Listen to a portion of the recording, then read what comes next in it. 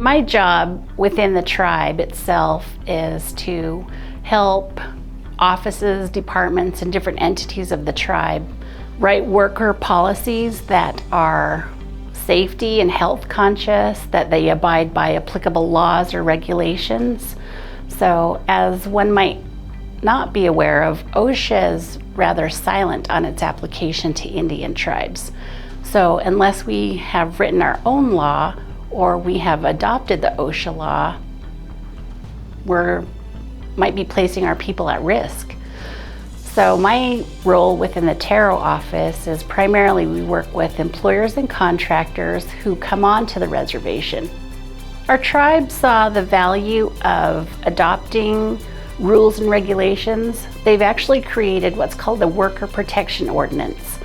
Our tribe, the Shoshone-Bannocks, adopted this law, it's a tribal law, in 2013. And the law sets out specific employer responsibilities and employee responsibilities to protect workers and to have a hazard-free workplace.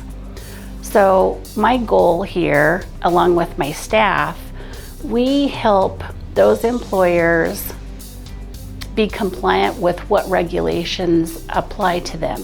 So for example, if they work in the food industry, then there are going to be food and safety standards that the employers and the employees have to adhere to versus somebody who works, let's say, on a highway or a bridge project.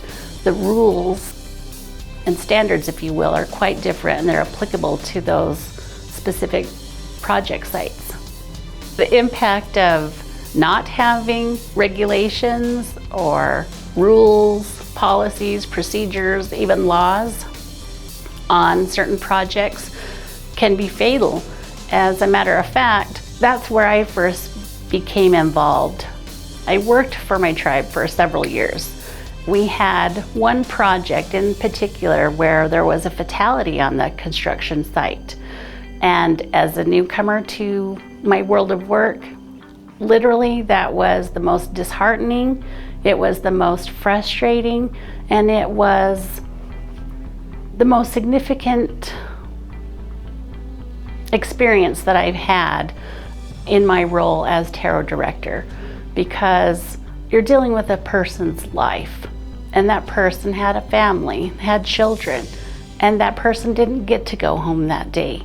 And so for me, that heightened the awareness of creating policies and regulations that are easy for employers to institute, that are relatively easy for the employees to recognize and to adhere to, so that we don't ever have any fatalities on tribal projects in the future.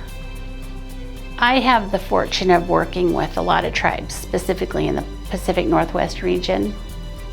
We have sister tribes of Shoshone nations, and I want to encourage all tribes to think about their enterprises, their tribal government, their community, their people. And I would like those tribal leaders, persons such as myself, to really invest in a program, whether they adopt OSHA standards, whether they create a tribal OSHA standard, whether they just create a worker protection program. It's valuable and it's necessary to protect its citizens. It's important to see people taking care of safety hazards. Just like this interview, for example. When I came in, you asked me, be mindful of the cords so I don't trip and fall. Safety hazards, right?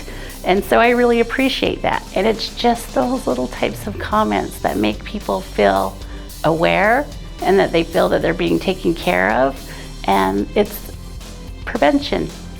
You know, tribes are very sophisticated these days. Our tribe's being one of them. We have an environmental waste program, a household waste program. We have a hotel, a casino. We have a transportation program. We engage in a lot of activities that you would see in any other municipality, a city, a county.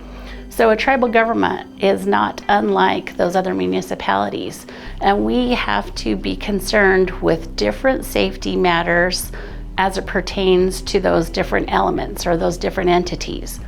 We want everyone to heighten their awareness. We want people to work to industry standard, and at the end of the day, we just want people to go home safely.